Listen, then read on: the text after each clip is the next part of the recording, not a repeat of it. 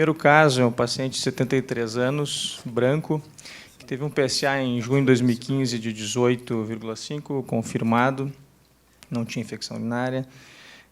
O toque retal parecia ser uma doença T2B, e o paciente, então, fez uma ecografia transretal com biópsia, a próstata tinha 45 gramas, o anátomo patológico veio um Gleason 8, 4+4, em 7 de 15 fragmentos, todos à direita. Eu falei que era T2B e realmente a impressão era de que a direita era endurecido e assimétrico. Como comorbidades, ele tinha só uma hipertensão, que estava tranquilamente controlada, uma fibrilação atrial paroxística controlada com uma medicação. Esse paciente, colocando no score de Brigante para avaliar o risco de metástases linfonodais, não sei que eu consigo achar aqui nessa apresentação do celular, era de 40, aliás, não consigo ver aqui.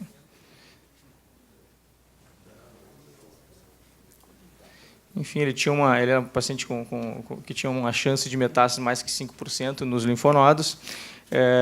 Foi feita a cintilografia óssea com negativa para metástases, e foi solicitada uma ressonância também de abdômen e pelve multiparamétrica, que mostrou uma próstata de 50 gramas e uma lesão de 3,6 centímetros em zona periférica direita, abaulando essa zona periférica, muito sugestivo de um T3A, e sem nenhum linfonodo clinicamente suspeito na ressonância. Então, essa seria a primeira enquete. A conduta nesse paciente, aparentemente um T3A, com PSA de 18,5, 7 de 15 fragmentos positivos para um Gleason 8. Possibilidades: prostatectomia radical com linfadenectomia limitada, prostatectomia radical com linfadenectomia estendida, radioterapia da próstata com ou sem pelve mais bloqueio hormonal por 18 meses, radioterapia de próstata com ou sem pelve e bloqueio hormonal de 36 meses, ou radioterapia de próstata com ou sem pelve com braquiterapia, o boost de braquiterapia e bloqueio hormonal. Como estamos sem enquete, eu vou passar direto para os nossos convidados. 73 anos, mas num bom estado de saúde. Doutor Surrami, o senhor poderia comentar a respeito? Bom, repetindo rapidamente aqui, então, é um 63 anos, Gleason 8, 4+4, PSA de 18, com linfonodo positivo e uma linfonodo negativo. Não, linfonodo negativo só foi feito o score de Brigante para ver qual era a chance de ter linfonodos positivos, e era mais que 5%, eu não sei agora de cabeça. Esse paciente é um paciente de alto risco, definido pelo Gleason, né? Ele cai no Gleason grupo 4. É um paciente que, na nossa instituição, ele poderia ser tratado ou cirurgicamente, 63 anos, tem um cut-off no nosso grupo de urologistas, não opera ninguém com mais de 70 anos, pura e simplesmente por questões de complicações. Eles acham que no momento que você passa de 70 anos, você tem uma taxa maior de complicação, então esses pacientes são encaminhados para a radioterapia. Mas esse indivíduo tem 63 anos, paciente em bom estado, então ele poderia 7,3, então, definitivamente seria encaminhado para a radioterapia, e ele receberia, então, radioterapia e 18 meses de hormônio. Mas isso é critério nosso, não foi eu que fiz, são eles que fizeram. Os nossos urologistas, doutor Renato. Eu acho que se o paciente apresenta comorbidades importantes que podem colocar em risco a recuperação, como diabetes mellitus e outros problemas mais sérios, eu acho um tratamento muito adequado o uso de hormônios por um período de 24 meses associado com a radioterapia. Mas se ele tiver uma performance adequada para se submeter à cirurgia, eu, sem dúvida, conversando com ele, claro, veria se é possível fazer a prostatectomia radical e linfadenectomia estendida nesse paciente. Eu acho que ele tem alto risco de ter linfonodo positivo ou margem positiva na cirurgia? Bem, a minha opção seria a prostatectomia radical com linfadenectomia estendida. Imaginar que uma doença T3A, nós poderemos ficar com apenas um tratamento cirúrgico, em 50% das vezes. Lógico que os outros 50% terão progressão, alguma mudança, progressão bioquímica, o sistema que nós vamos precisar fazer adicionar um tratamento. Então, me agrada fazer o tratamento cirúrgico, porque pelo menos metade desses pacientes vão ter uma expectativa livre de recorrência, num prazo de 15 anos, o que é bem razoável. E tenho também por hábito, quando trato uma doença localmente avançada, é falar isso para o doente, que tem uma chance significativa de não ficar restrito ao tratamento cirúrgico e precisar de uma associação, seja radioterapia, seja hormônio, ou combinação desses. Doutor Daniel, acrescentaria alguma coisa em relação a isso? Não, na nossa instituição, esse paciente veria tanto o urologista quanto o radioterapeuta e ele receberia ou prostatectomia radical com a linfadenectomia estendida, e nós aqui não temos uma idade que seja limítrofe, é baseado mais na sobrevida e comorbidades, ou então radioterapia da próstata com radiação na pelve e hormonioterapia por 18 a 24 meses. Dr. Guilherme Gaipe, algum outro comentário? O oncologista clínico muitas vezes acaba sendo o fiel da balança nessa discussão, né? Os pacientes nos procuram para tentar fazer um meio termo entre os dois métodos, mas eu também levaria em consideração, obviamente, a preferência do paciente. 73 anos eu já respeito em termos de idade, né? Eu acho que é muito diferente se ele fosse uma década mais jovem. Ele não é um paciente totalmente sem comorbidades, ele tem hipertensão, ele tem fibrilação atrial intermitente, que também coloca ele em riscos de outras complicações neurovasculares, enfim. Então, de antemão, eu ficaria um pouco mais inclinado a um tratamento não cirúrgico para esse paciente com radioterapia e bloqueio hormonal, mas, obviamente, discutiria as opções e as preferências do paciente. Tá certo.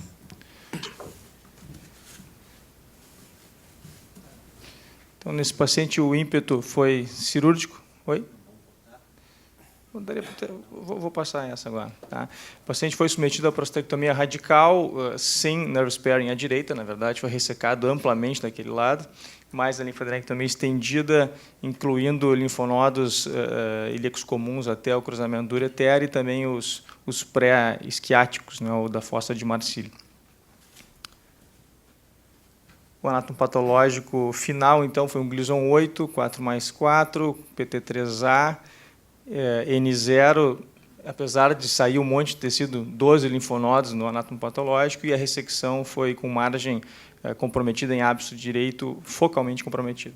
45 dias pós-operatório, ele tinha uma incontinência leve, saíam umas gotas quando tossia, e o primeiro PSA era 0,03.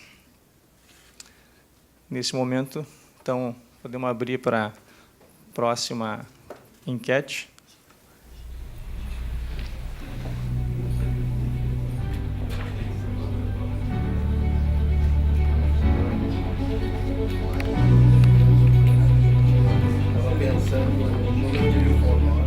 O pessoal está sem motivação para a enquete nesse momento?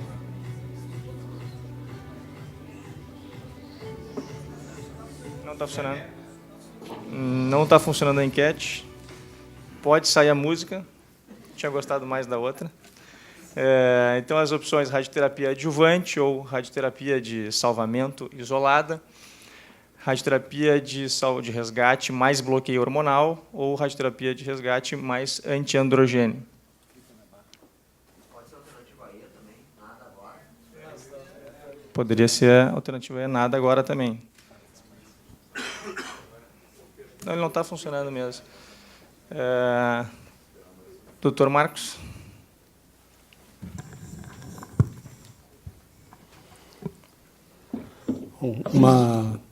Nesse momento, ele não está plenamente continente, né, escapa algumas gotas.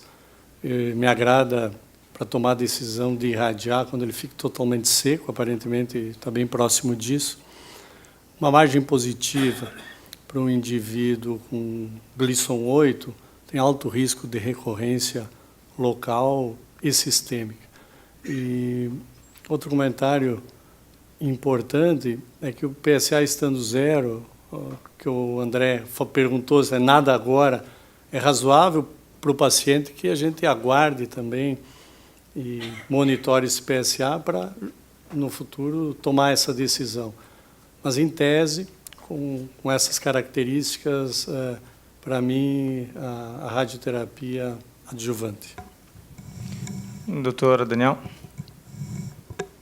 Bom, eu acho que esse paciente tem todas as características de alto risco para recorrência, que é um Gleason desfavorável, margens positivas e doença extraprostática. Eu acho que nesses pacientes tem pelo menos 3 estudos randomizados mostrando que eles se beneficiam de radioterapia adjuvante.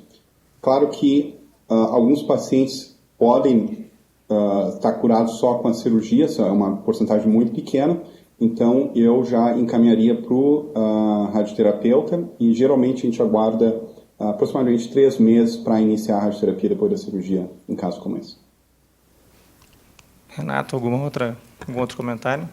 Não, eu iniciaria com... A minha preferência é antiandrogênio e tem que irradiar as mamas.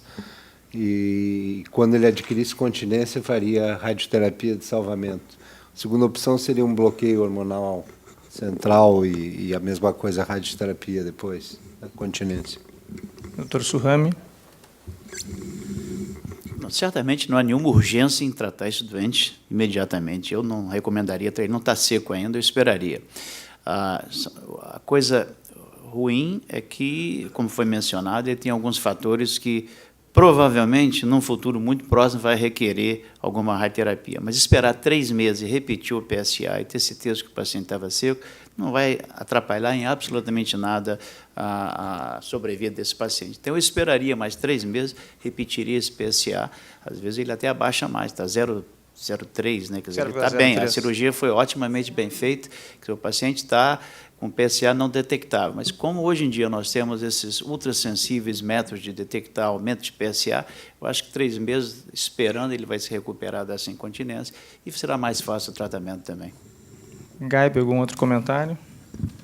Eu só queria acrescentar que, embora seja um número menor de pacientes que não vão progredir nessa situação, acho que identificar esses pacientes é importante porque a gente está evitando um tratamento desnecessário nesse pequeno subgrupo. Então, eu também concordo que eu aguardaria no mínimo 3 meses e repetiria os exames antes de tomar a decisão. Na verdade, foi pegadinha, tinha uma observação aqui. Saiu em algum momento, ele, na verdade... Esse paciente aqui, a gente acabou esperando um pouco mais, o PSA dele aumentou para 0,12. Nesse momento foi feita uma ressonância de pelve, que mostrou uma lesão de 5 por 5 milímetros junto à anastomose vésico-uretral à direita. E, nesse momento, então, foi optado por fazer a radioterapia com 70 grays. Isso já era 4 meses pós-prostatectomia radical, o paciente estava continente. Vocês biopsiaram essa lesão? Não biopsiamos a lesão. Consideramos, naquele momento, que, sendo um T3A com margem focalmente comprometida e tendo essa imagem suspeita, optamos por tratar. Teria feito, nessa situação, biópsia com margem positiva? É uma coisa que eu consideraria. E eu queria, não sei se eu posso perguntar para o pessoal da radioterapia, para o Luiz, se o fato de ter uma biópsia positiva mostrando recidiva local mudaria a abordagem dele no planejamento radioterápico ou não? O que é estranho é você ter uma cirurgia considerada completa e 3, 4 meses depois você ter uma lesão visível numa ressonância magnética. Então, a minha interpretação é que a cirurgia não foi completa. Alguma coisa ficou, não cresceu em 4 meses. Mas, respondendo à sua pergunta, Não, não mudaria, não. Eu vou assumir que esse paciente tem doença localizada. A única coisa é que você comprova patologicamente que você tem uma recidiva, mas, pelo que eu entendo, o PSA já foi para 1 ponto alguma coisa. 0,12. 0,12, quer dizer, existe um processo bioquímico que está indicando uma falha.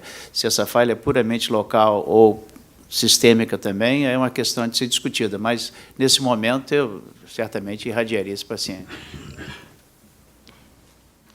Então, o paciente, depois da radioterapia, fez radioterapia sem hormônio, e o PSA dele foi para 0,074, depois de 3, 4 meses, 0,17, mais 3, 4 meses, 0,52, 0,78. Nesse momento, o cálculo do doubling time era de 4 meses.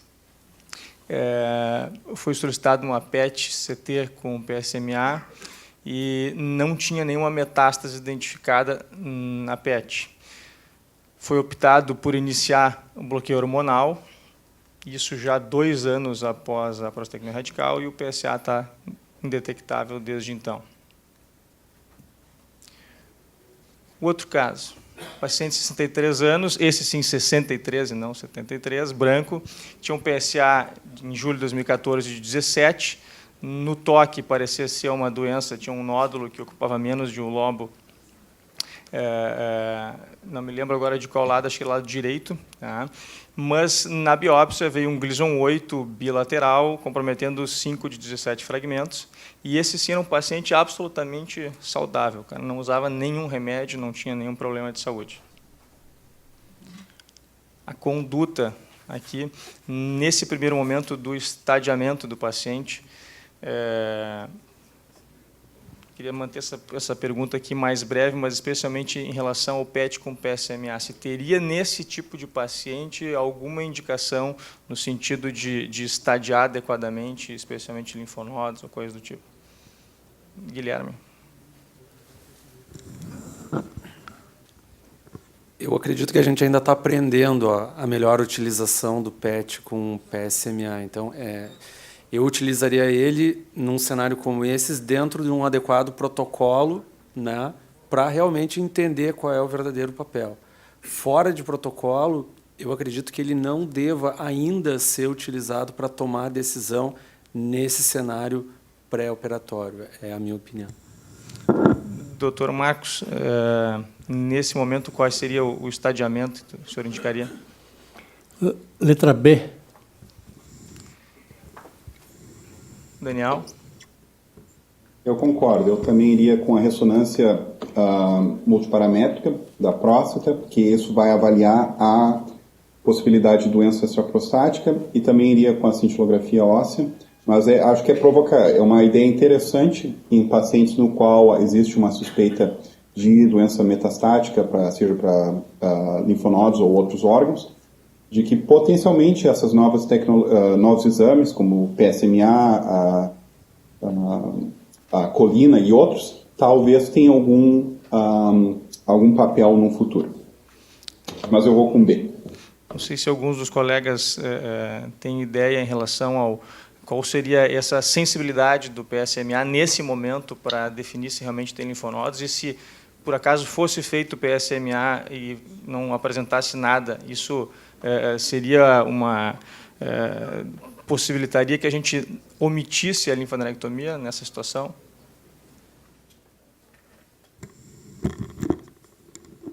A sensibilidade da tomografia e da ressonância são baixas para linfonodos, e com o PET, por exemplo, com colina, tem publicações com cerca de 46%, que são superiores à tomografia e ressonância. O que se espera é que o PSMA venha melhorar esses níveis, mas não existe nada tão bom quanto a linfadenectomia para mostrar esses linfonodos. A última coisa que eu vi a respeito disso, o PSMA nessa situação tinha uma sensibilidade de uns 66%, enquanto que a linfadenectomia estendida é uns 85% de sensibilidade, né, para metástase linfonodal. Então, nesse caso, a cintilografia óssea também sem metástases, a ressonância mostrou um nódulo que está escondido.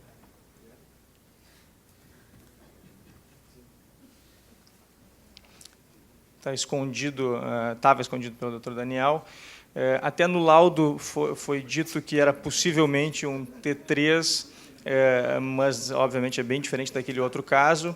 A lesão tinha, no sentido crânio-caudal, 2,2 centímetros de extensão, e não nenhum linfonodo suspeito.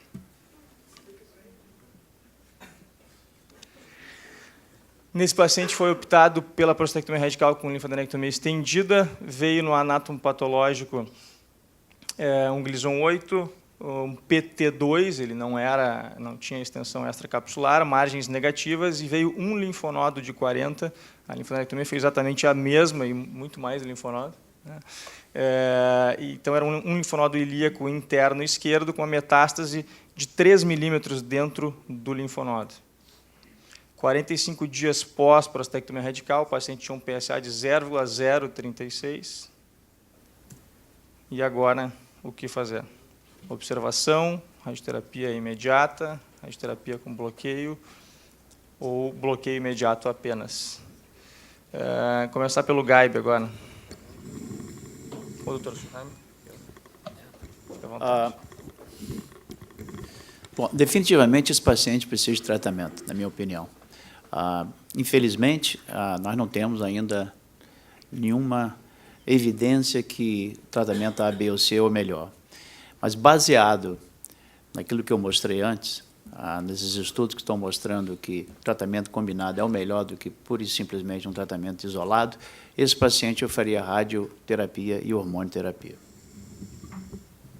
Posso dar só um contraponto? Eu também concordo que esse paciente potencialmente se beneficia de radioterapia e hormonioterapia, mas o contraponto é que no estudo que acho que o Luiz apresentou, o estudo, acredito que seja o multicêntrico com os dados do Memorial, da Clínica Mayo e de Milão, 28-30% dos pacientes que tinham doença linfonodal na cirurgia estavam livres de doenças em 10 anos. Então, eu fico pensando se existe uma forma de a gente selecionar esses pacientes que não vão necessitar mais tratamento e se talvez faça sentido, talvez, aguardar um pouco mais e utilizar ou algum dos exames de imagem ou o PSA para realmente identificar aqui pacientes que vão necessitar de tratamento adicional. Dr. Marcos.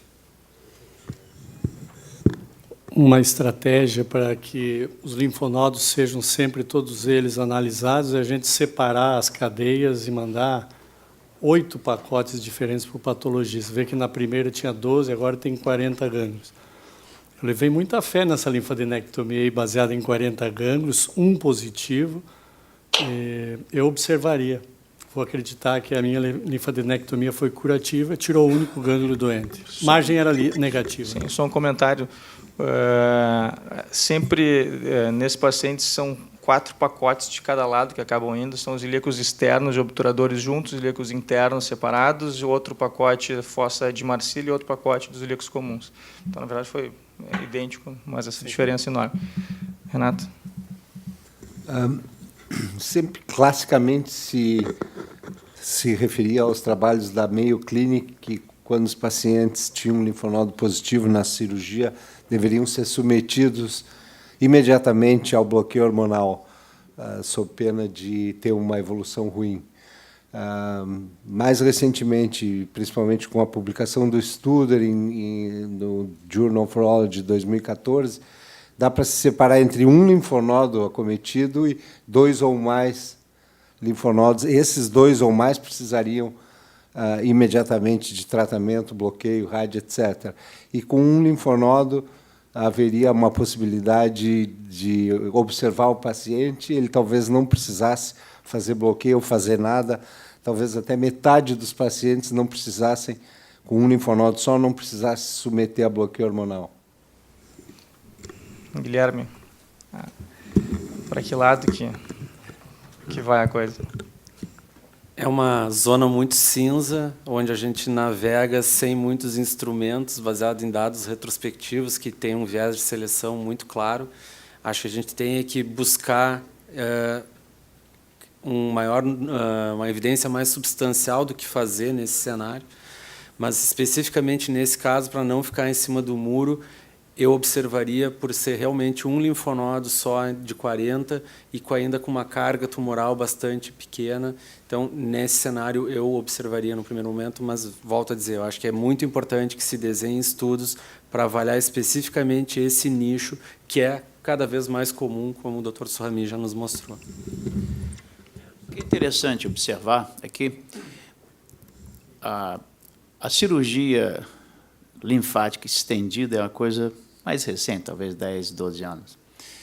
Então, quando a gente olha o trabalho do Ed Messing, que foi o trabalho que estabeleceu que nos pacientes pós-cirurgia com linfonodo positivo, você tinha uma melhora quando se fazia a adição do hormônio contra a observação.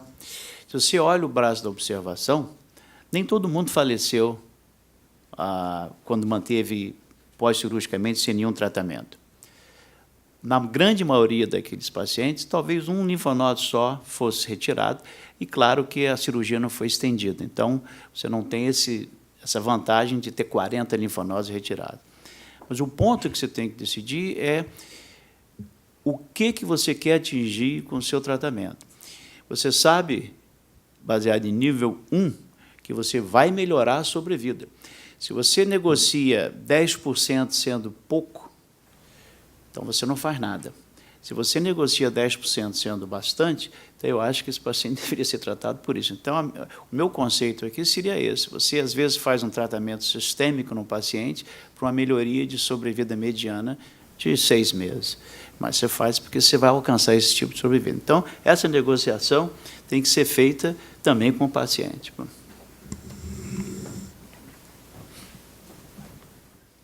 Então, foi optado por observar a evolução. Em fevereiro de 2015, estava com 0,047 de PSA, em maio 0,17, junho 0,23. A partir desse momento aqui, foi combinado com o paciente de fazer a radioterapia da loja prostática e pelve, com a aplicação de 2 doses de gozerelina, 10,8 miligramas. Até nesse momento, eu não sei se o Dr. Surami gostaria de fazer algum comentário sobre a inclusão da pelve aqui também ou não, o tempo de bloqueio hormonal. Essa é uma pergunta de $1 milhão, e nós vamos ter um trabalho do RTOG 0534, que foi um estudo randomizado, comparando, pós-operatório, comparando loja prostática mais hormonioterapia e toda a pelve mais hormonioterapia. O quarto braço, que seria o ideal, seria toda a pelve sem hormonioterapia, não teve, porque incluiria em adicionar mais 1.000 pacientes nesse estudo randomizado.